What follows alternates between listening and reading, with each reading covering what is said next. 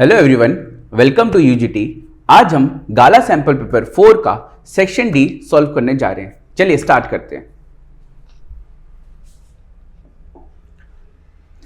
हमसे पहला क्वेश्चन पूछा गया है कि हमें एक ऐसा एक्सपेरिमेंट बताना है जिसमें हमें क्या करना है, H2 गैस को प्रिपेयर करना है, राइट, लेबोरेटरी में, और उसका डायग्राम बनाना है। ठीक है, तो H2 गैस कैसे रिलीज होती है? तो H2 गैस हमें पता है तब रिलीज होती है जब हम क्या करते हैं कि एसिड को किसी मेटल के साथ या मेटल को एसिड के साथ रिएक्ट करते हैं, तो एक तो इसमें सॉल्ट बनता है और प्लस इसमें हाइड्रोजन गैस बनती है। तो हमारा जो ऑब्जेक्टिव है वो ये है कि किसी तरीके से हमें ये पता करना है कि जो हाइड्रोजन गैस है उसको फॉर्म करना है, राइट। तो इसके लिए हम लोगों ने एक एक्टिविटी की, एक एक्सपेरिमेंट किया। सबसे पहले हम लोगों ने क्या किया, हम लोगों ने जिंक ग्रैन्युल्स लिए। ठीक है, ये आपकी टेक्स्ट बुक की ही एक्सपेरिमेंट है। जिंक ग्रैन्युल्स एक मेटल है, राइट, और इसके साथ हमने एक एसिड लिया which is called dilute sulphuric acid, H2SO4 लिया। क्लियर? अब हमने क्या किया, हमने एक टेस्ट ट्यूब लिया, ये रहा टेस्ट ट्यूब, राइट। इसको ऊपर कॉर्क से क्या कर दिया, बंद कर दिया। इसके अंदर हमने क्या लिए, जिंक ग्रैन्युल्स लिए। जिंक ग्रैन्युल्स का मतलब क्या होता है, कुछ नहीं, जिंक के बहुत छोटे छोटे पीसेस, उसको हम जिंक ग्रैन्युल्स कहते हैं। अब जब जिंक ग्रैन्युल्स को हम लोगों ने क्या किया, एसिड के साथ रिएक्ट किया, तो इसके अंदर तो आपका सॉल्ट बना।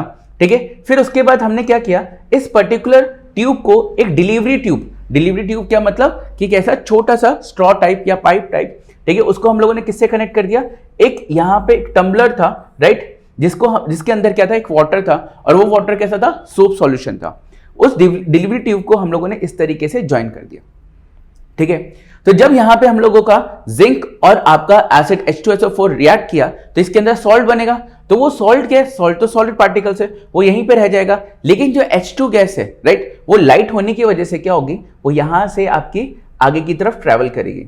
ठीक है, ये आगे की तरफ ट्रेवल किया, जैसे ये क्या कहते हैं, आपका इस सोप सॉल्यूशन के अंदर H2 गैस आएगा, यहां से क्या होंगे, बबल्स फॉर्म होंगे। ये आप देख सकते हो, ये बबल्स फॉर्म हो रहे, राइट। जैसे ही बबल्स ऊपर की तरफ जाएंगे, हम क्या करेंगे, एक बर्निंग कैंडल लेके आएंगे, और वो बर्निंग कैंडल को इन बबल्स के कांटेक्ट में लेके आएंगे। अगर ये बबल्स आपके पॉप साउंड करके आपके बर्स्ट होते हैं, तो इसका मतलब इसमें हाइड्रोजन गैस प्रेजेंट है। अगर ये पर्टिकुलर जो बबल्स है, अगर पॉप साउंड करके आपके बर्स्ट नहीं होते हैं, तो इसका मतलब इसके अंदर हाइड्रोजन गैस नहीं है। तो यही सब हमें बताया गया। हमने टेस्ट ट्यूब लिया, डिलीवरी ट्यूब ली, मटेरियल्स हम लोगों ने जिंक और सल्फ्यूरिक एसिड लिया। ठीक है, देन इसके बाद हमें पता चला कि डिस्क्रिप्शन ऑफ एक्सपेरिमेंट, ठीक है, सल्फ्यूरिक एसिड कितने मात्रा में लिया हम लोगों ने, फ्यू पीसेस हम लोगों ने जिंक ग्रैन्युल्स के लिए। ठीक है, फिर उसके बाद हम लोगों ने क्या किया, हम लोगों ने सोप सॉल्यूशन में से चीजों को पास करवाया, और जब हमें पास करवाया तो यहाँ पे आपका एक सॉल्ट बना और एक आपकी गैस बनी। ठीक है, यहाँ पे आपके बबल्स भी बने।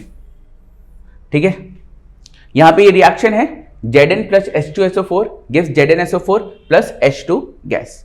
ठीक है, आई होप सो आपको ये क्वेश्चन समझ में आ गया होगा। चलिए नेक्स्ट क्वेश्चन की तरफ चलते हैं। नेक्स्ट क्वेश्चन में हमारे पास क्वेश्चन क्या बोल रहा है कि आंसर द फॉलोइंग क्वेश्चंस। इसमें हमारे पास दो क्वेश्चंस हैं। पहला क्वेश्चन है कि what is the importance of pH in soil. Soil के अंदर जो pH है उसकी क्या वैल्यू है या क्या इंपॉर्टेंस है।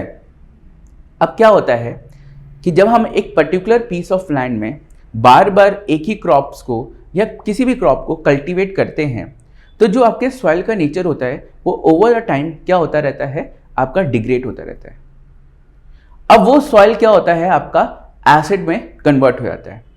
अब अगर किसी एसिडिफाइड सॉइल के अंदर हम नए क्रॉप्स को लगाएंगे तो वो कभी भी ग्रो नहीं करेगा।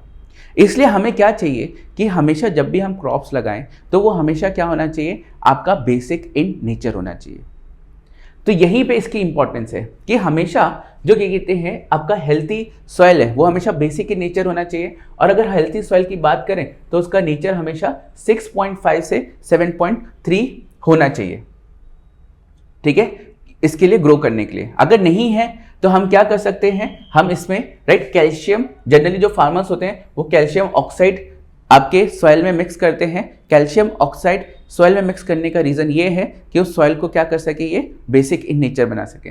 या हम जिप्सम भी कभी कभार ऐड करते हैं ताकि सॉइल को क्या कर सके, बेसिक बना सके।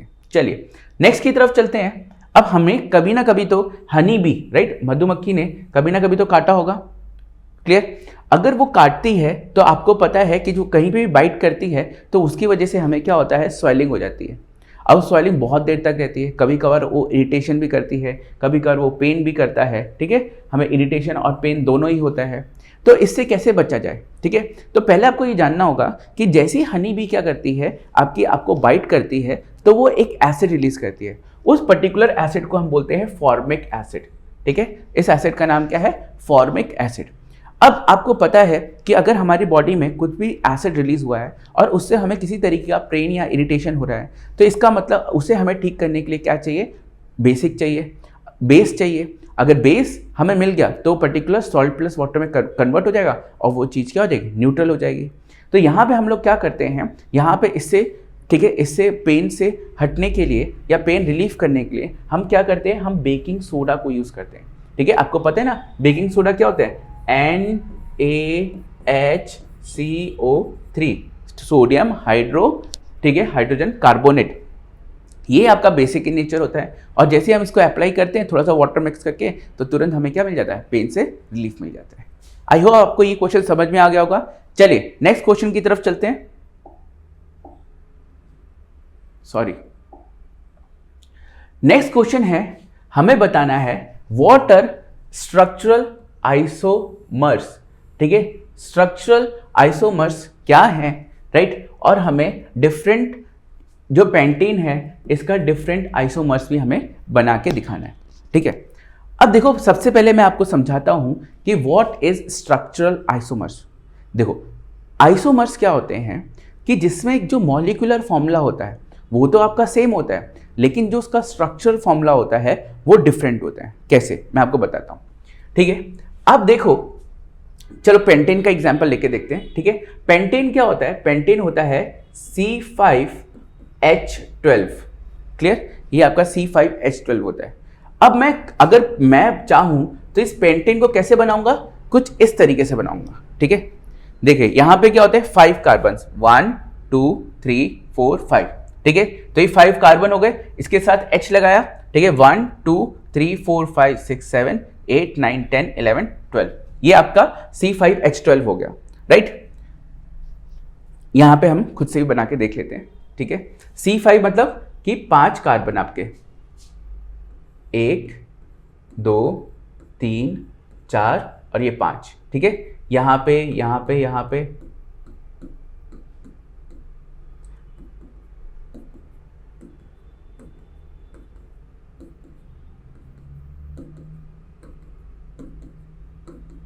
ठीक है, ये आपका पेंटेन बन गया। इस पेंटेन को हम थोड़ा दूसरी तरीके से ही बना सकते हैं। कैसे बना सकते हैं, देखिए जैसे मैंने क्या किया, 1 2 3 4 ये लिया। अब मेरे पास एक कार्बन बचा है, तो उस एक कार्बन को मैं क्या कर सकता हूं, या तो मैं उसको यहां ज्वाइन कर सकता हूं, मैं या तो उसको यहां ज्वाइन कर सकता हूं, मैं कहीं पे भी ज्वाइन कर सकता हूं क्योंकि दोनों आपका एक ही बनेगा। तो मैं करता हूं यहां पे ज्वाइन, ठीक है। फिर मैं इसमें हाइड्रोजन लगा देता हूं,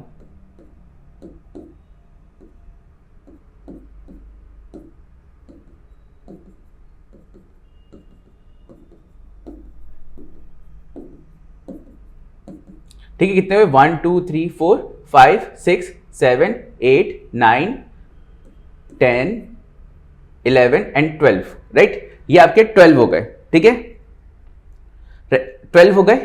तो इसको हम क्या नाम दे सकते हैं, इसको नाम देने के लिए सबसे पहले हमें लॉन्गेस्ट चेन चूज करनी होगी, तो ये लॉन्गेस्ट चेन चूज की, राइट। लेकिन हम लोगों ने सी लगाया कहां है, तो सी लगाया 1 2, राइट। इसको नंबरिंग करते हैं तो इसका नाम हो जाएगा 2 methyl butane, 2 methyl butane, right. तो एक हम कहते हैं पेंटेन को इस तरीके से बना सकते हैं और एक पेंटेन को इस तरीके से बना सकते हैं। अब यहां पे इसका एक और स्ट्रक्चर बन सकता है इस तरीके से। कैसे बनेगा वो मैं दिखाता हूं, 1 2 3, ठीक है, 3, एक कार्बन मैंने ऊपर लिया, एक कार्बन मैंने नीचे लिया, क्लियर। अब इसमें H जोड़ देता हूं, यहां पे 3 4 5 6 7 8 9 10 11 एंड 12, ये कार्बन हो गए आपके 12, सॉरी हाइड्रोजन,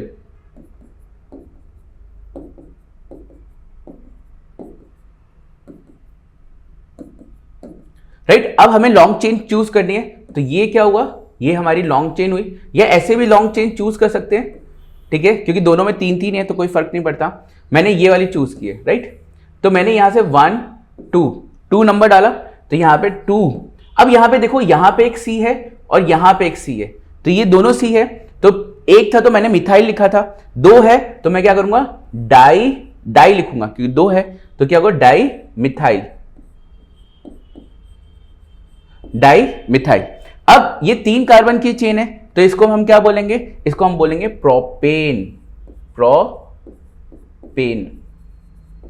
ठीक है। तो इस तरीके से आप देख सकते हो कि फॉर्मूला क्या है, C5H12 है, लेकिन मैंने उससे कितने तरीके के स्ट्रक्चर बनाए, 1 2 और 3, ठीक है।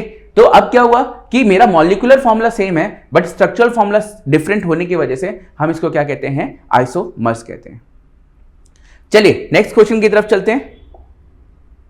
नेक्स्ट क्वेश्चन हमसे पूछा जा रहा है कि what are the components transported by the blood.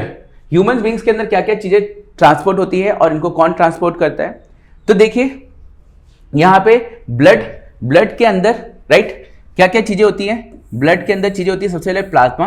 What is plasma, तो it is a liquid substance, ठीक है, जिसके अंदर आपके आरबीसी, डब्ल्यूबीसी और प्लेटलेट्स क्या होते हैं, सस्पेंडेड होते हैं। आरबीसी का काम क्या होता है कि जो कार्बन डाइऑक्साइड और ऑक्सीजन है उसको ट्रांसपोर्ट करना, ठीक है। ऑक्सीजन आपका कैसे ट्रांसपोर्ट होता है, थ्रू हेमोग्लोबिन के थ्रू ट्रांसपोर्ट होता है, और जो भी नाइट्रोजियस वेस्ट होते हैं ब्लड में उन सबको भी ट्रांसपोर्ट करने का काम करता है। डब्ल्यूबीसी क्या होता है, डब्ल्यूबीसी आपका जो भी इन्वेडर्स होते हैं, जो भी आपके फॉरेन, ठीक है, आपके ऑर्गेनिजम्स होते हैं, उनसे लड़ने का काम करता है। प्लेटलेट्स आपका क्लॉटिंग करने का काम करता है, जब भी कहते हैं आप इंजर्ड हो जाते हो वहां से ब्लड फ्लो करता है, तो उस पर्टिकुलर जगह को सील करने का काम किसका होता है, आपका प्लेटलेट्स को होता है। जनरली ये हार्ट क्या करता है, ये हार्ट जब बीट करता है तो हमारे डीऑक्सीजनेटेड ब्लड को ऑक्सीजनेटेड ब्लड में किस तरीके से कन्वर्ट किया जाए, उसका काम किसका होता है, आपका हार्ट का होता है। तो जनरली हार्ट खुद नहीं करता, ये क्या करता है, ये हार्ट ब्लड को लंग्स के पास भेजता है, लंग्स से कहते हैं जो ब्लड होता है वो ऑक्सीजन में कन्वर्ट हो जाता है, और फिर उसके बाद हार्ट के पास दोबारा आता है, और हार्ट दोबारा इसको क्या करता है, बॉडी में आपका भेज देता है। क्लियर। फिर उसके बाद हमारे different types of blood vessels होती हैं, जिसमें आर्टरीज होती हैं। आर्टरीज एक ऐसी ब्लड वेसल होती है जो हमारा ऑक्सीजनेटेड ब्लड कैरी करती है, ठीक है। वेन्स एक हमारी ऐसी ब्लड वेसल्स होती है जो डीऑक्सीजनेटेड ब्लड कैरी करती है। और लास्ट में जो हमारी कैपिलरीज हैं, वो कैपिलरीज क्या करती हैं, एक बहुत छोटी छोटी ब्लड वेसल्स होती हैं जो जनरली क्या काम करती हैं कि आर्टरीज को वेन से कनेक्ट करने का काम करती हैं, ठीक है। लास्ट में दैट इज लिम्फ का फंक्शन क्या होता है कि ये आपका जितना भी डाइजेस्टेड फूड होता है, राइट, जितना भी लेस इन प्रोटीन्स ये सब चीजें होती हैं, फ्लूइड होता है, और जहां पे सेल के पास ऑक्सीजन नहीं पहुंचता वहां पे ये सारी चीजें लिम्फ करने का काम करता है, ठीक है। चलिए नेक्स्ट क्वेश्चन की तरफ चलते हैं।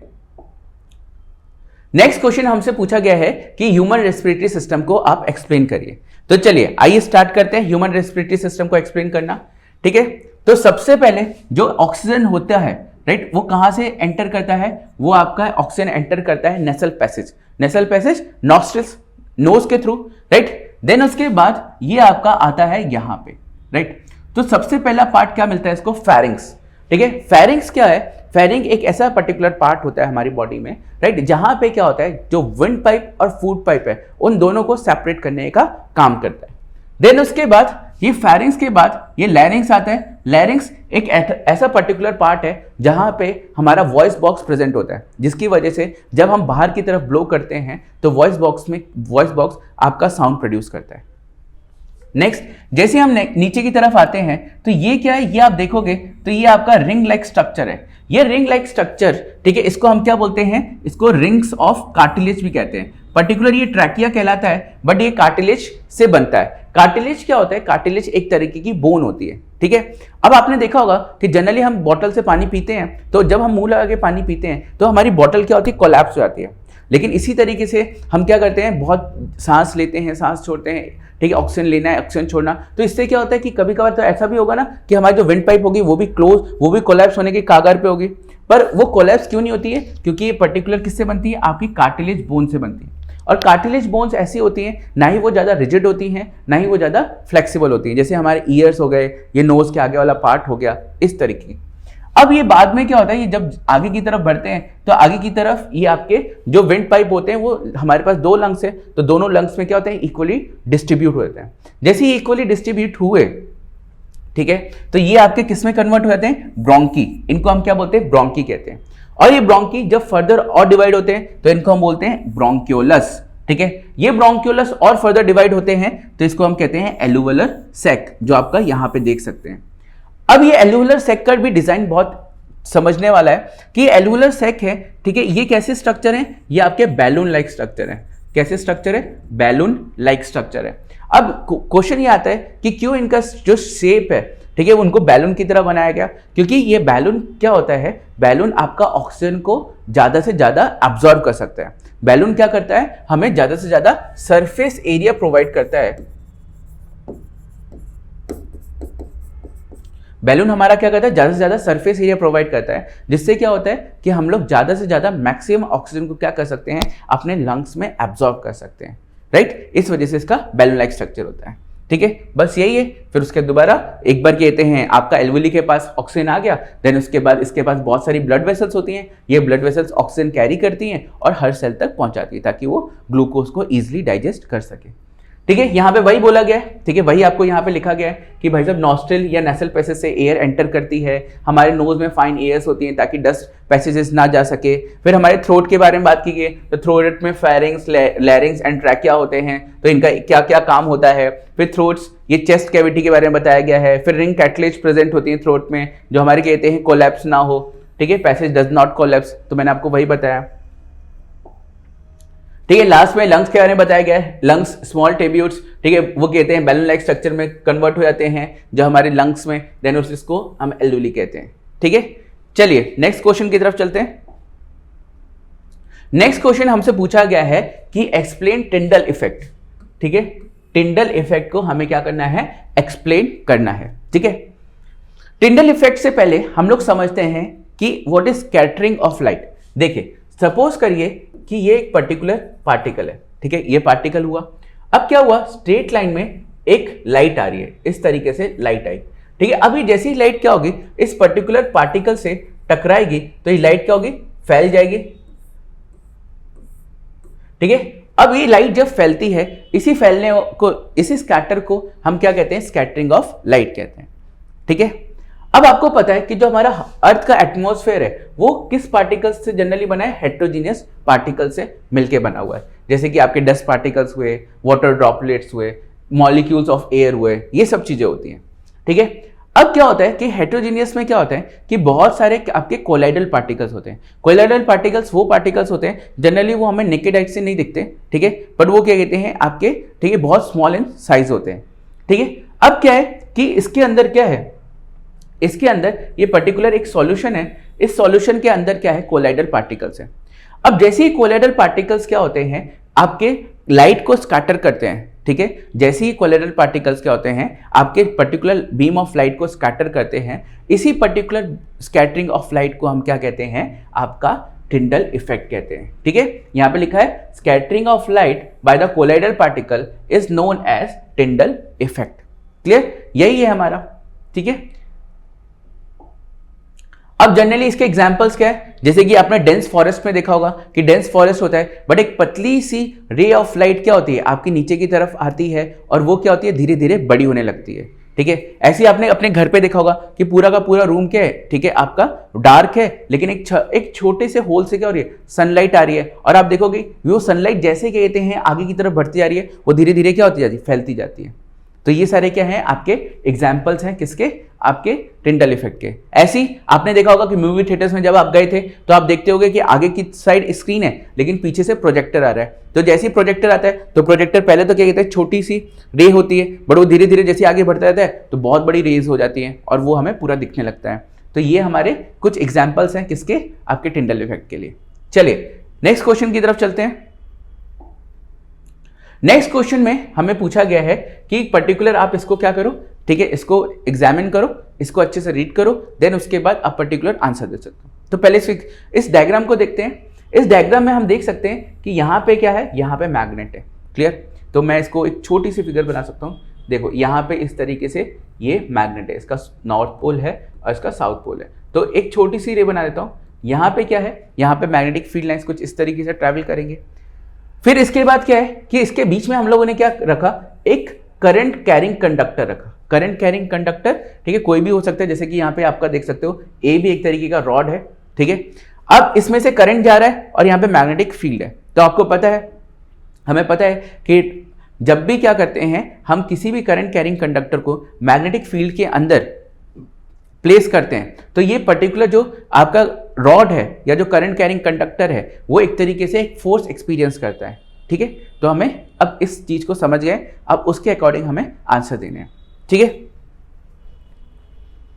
अब पहला हमारा क्वेश्चन है कि क्या होगा कि जब हम क्या करेंगे, करंट को इंक्रीज करेंगे रॉड में, ए बी रॉड में। तो अगर हम करंट को इंक्रीज करेंगे ए बी रॉड में, तो जो हमारा फोर्स लग रहा है कंडक्टर के ऊपर या उसका जो आपका कंडक्टर उसका जो डिस्प्लेसमेंट है वो भी क्या हो जाएगा, आपका इंक्रीज हो जाएगा, ठीक है। नेक्स्ट क्वेश्चन हमसे पूछा जा रहा है कि अगर हम हॉर्स शू मैग्नेट का मतलब क्या है कि जो हमारी मैग्नेटिक फील्ड्स है, मैग्नेटिक फील्ड लाइंस है वो भी क्या हो गई, इंक्रीज हो गई है। अगर मैग्नेटिक फील्ड लाइंस इंक्रीज हो जाएंगी तो भी क्या है, जो आपका डिस्प्लेसमेंट है कंडक्टर का वो भी क्या हो जाएगा, आपका इंक्रीज हो जाएगा, ठीक है। तो वो भी क्या होगा, आपका इंक्रीज हो जाएगा। चलिए नेक्स्ट क्वेश्चन की तरफ चलते हैं। नेक्स्ट क्वेश्चन में आगे थर्ड क्वेश्चन ये है कि अगर मैं ए बी की जो लेंथ है वो भी इंक्रीज कर दूं तो क्या होगा, तो भी आपका सेम डिस्प्लेसमेंट है आपका वो भी क्या हो जाएगा, इंक्रीज हो जाएगा, ठीक है। अब हमसे क्वेश्चन, लास्ट में क्वेश्चन पूछा जा रहा है कि जो ए बी का डिस्प्लेसमेंट है वो मैक्सिमम कब होगा, कि जो ये रॉड है, इस रॉड का जो डिस्प्लेसमेंट है, ठीक है, इस रॉड का जो डिस्प्लेसमेंट है वो मैक्सिमम कब होगा। तो ये मैक्सिमम तब होगा जब हम क्या करेंगे, एक पर्टिकुलर, जैसे ये मैग्नेटिक फील्ड लाइंस है, ठीक है, जब हम क्या करेंगे एक करंट कैरिंग कंडक्टर को, ठीक है, आपका 90 डिग्री, ठीक है, 90 डिग्री में प्लेस करेंगे, ठीक है, perpendicular to the surface place करेंगे, तो इस रॉड का मैक्सिमम आपका डिस्प्लेसमेंट होगा। वही यहां पे बोला गया है, ठीक है, largest when the current is at right angle, ठीक है, जब करंट आपका राइट एंगल पे होगा तो आपका मैक्सिमम डिस्प्लेसमेंट होगा। चलिए नेक्स्ट क्वेश्चन की तरफ चलते हैं। नेक्स्ट क्वेश्चन पूछा जा रहा है कि हमें फूड वेब के बारे में बताइए, ठीक है। अब फूड वेब को एक्सप्लेन करना है, अगर हम फूड वेब को एक्सप्लेन करना है तो सबसे पहले हमें फूड चेन समझना पड़ेगा, राइट। तो आपको पता है कि फूड चेन क्या होता है, एक सक्सेसिव, ठीक है, ट्रांसफर ऑफ एनर्जी होती है, ठीक है। जैसे कि एक छोटी सी फूड चेन मैं बना लेता हूं, जैसे कि मैं यहां पे बनाता हूं ग्रास, यहां पे डियर और यहां पे सपोज करिए लायन, ठीक है। ये हमारी क्या छोटी सी फूड चेन है। अब ये फूड चेन है, राइट। अब ऐसा तो है नहीं कि जो ग्रास है सिर्फ डियर ही खाएगा, आपका इंसेक्ट्स भी खा सकते हैं, ग्रास होपर भी खा सकते हैं, क्लियर। अब ऐसा तो नहीं कि पर्टिकुलर डियर को सिर्फ लायन खा सकता है, टाइगर भी तो खा सकता है, लिपर्ड भी तो खा सकता है, राइट। तो एक पर्टिकुलर लिविंग ऑर्गेनिज्म को, ठीक है, दो या दो से ज्यादा लिविंग ऑर्गेनिजम्स क्या कर सकते हैं, कंज्यूम कर सकते हैं, और यहीं से हमारा क्या बनता है, फूड चेन बनता है। आइए डायग्राम की मदद से समझ सकते हैं। जैसे कि देखिए ये प्लांट्स है, ठीक है, ये प्लांट्स है, पहले प्लांट्स को इसने खाया, फिर ये खाया, फिर ये खाया, फिर इधर चला गया, राइट। बट अब वही ये देखते हैं कि ये फ्रॉग है, इस फ्रॉग को स्नेक भी खा सकता है, ये आपका वल्चर भी खा सकती है, ठीक है, स्नेक को ये भी खा सकते हैं, आउल भी खा सकता है, पिकॉक भी खा सकता है। तो आप देख सकते हैं कि जब हम क्या करते हैं कि मल्टीपल फूड चेन को आपस में इंटरकनेक्ट हो जाते हैं तो उसी को हम क्या बोलते हैं, फूड वेब कहते हैं, ठीक है। मल्टीपल जब फूड चेन होती है वो आपस में जब इंटरकनेक्ट होती है तो उसको हम क्या बोलते हैं, फूड चेन कहते हैं, ठीक है। तो हमारे पास एक से ज्यादा फूड चेन होती है, ठीक है, और हर एक लिविंग ऑर्गेनिजम्स क्या होता है, उससे इंटरकनेक्टेड होता है, ठीक है। हर ट्रॉपिक लेवल का क्या होता है, एक इंटर रिलेशनशिप होता है, ठीक है। जैसे कि यहां पे आप देख सकते हैं फ्रॉग का क्या है, इंटर रिलेशनशिप, इधर भी है, इधर भी है, स्नेक को इधर भी जा सकता है, इधर भी जा सकता है, इधर भी जा सकता है, ठीक है। तो ये सारी चीजें हैं, ठीक है। अब इसमें क्या होता है कि थोड़ा सा ये कॉम्प्लेक्स होता है क्योंकि आपका ये इंटर रिलेशनशिप आ जाता है आपका, ठीक है। और यहां पे क्या होता है, इनका जो कॉम्प्लेक्सिटी होती है थोड़ा ज्यादा होती है, ठीक है। एक ऑर्गेनिजम्स को दो या दो से ज्यादा लोग खा सकते हैं, ठीक है। हमेशा जो ये फूड चेन आपका स्ट्रेट लाइन होता है, बट ये आपका स्ट्रेट लाइन नहीं होता, ये कैसा होता है, ये आपका ब्रांचिंग होता है, ठीक है। इसी को हम क्या बोलते हैं, फूड वेब कहते हैं। चलिए नेक्स्ट क्वेश्चन की तरफ चलते हैं। नेक्स्ट क्वेश्चन हमसे पूछा जा रहा है कि स्वच्छ भारत अभियान का हमारे वेस्ट डिस्पोजल में क्या योगदान है, क्या इम्पैक्ट है। तो क्लास स्वच्छ भारत अभियान का बहुत बड़ा और अच्छा योगदान है। हम देख सकते हैं कि स्वच्छ भारत अभियान जो ये मिशन स्टार्ट हुआ था, इसकी वजह से हमारी जो सिटीज़ हैं या हमारे जो एरियाज़ हैं वो कितने ज़्यादा क्लीन हो गए हैं और हम लोग भी बहुत ज़्यादा अवेयर हो गए हैं रिलेटेड टू क्लीनलीनेस के लिए, राइट। तो जनरली इन्होंने भी क्या काम किया, इन्होंने ये काम किया कि किस तरीके से हम वेस्ट डिस्पोजल कर सकते हैं। आपने भी अपने घर पे देखा होगा कि जनरली आपको भी बोला जाता है कि आप 2 तरह के वेस्ट को क्लियरिफाई करिए, डिस्ट्रीब्यूट करिए, एक वेट है और एक ड्राई है। तो आजकल हम लोग भी वही करने लगे हैं। रेड आपका वेट के लिए होता है और जो ग्रीन होता है वो आपका ड्राई का होता है, ठीक है। तो यहां से हम लोगों ने क्या किया, बायोडिग्रेडेबल वेस्ट को अलग किया। हम लोगों ने कोशिश किया कि जितना से जितना बायोडिग्रेडेबल वेस्ट हो सके उसको हम क्या करें, डिकम्पोज कर सके with the help of micro organism, decomposers, bacterias. तो यहाँ पे वही हुआ। फिर हम उनको कहते हैं कंपोस्ट भी कर सकते हैं या उनका वर्मी कंपोस्ट कर सकते हैं या उसको एज अ ग्रीन मैन्योर की तरह भी काम कर सकते हैं। और जिनको हम नहीं कर सकते, जैसे ये ग्लास हुआ, इन सब चीजों को क्या कर सकते हैं, इन सब चीजों को हम रिसाइकल करें। जिस वेस्ट को हम क्या कर सकते हैं, हम डिकम्पोज नहीं कर सकते, उनको हम क्या करते हैं, जनरली कोशिश करते हैं कि उसको हम क्या करें, आपका रिसाइकल कर सके, ठीक है। और व्हाट आर द मेथड्स, हम किस मेथड से इन सब चीजों से बच सकते हैं। तो हम चीजों को क्या करें, बार बार रीयूज करें और कोशिश करें कि अगर रीयूज नहीं कर सकते तो उसको रिसाइकल करके किसी अलग फॉर्म में बना सकें, ठीक है। तो ये आपका सेक्शन डी था। अगर इससे रिलेटेड कोई भी आपको डाउट हो तो आप कमेंट कर सकते हैं, हमें पूछ सकते हैं। Thank you and have a nice day.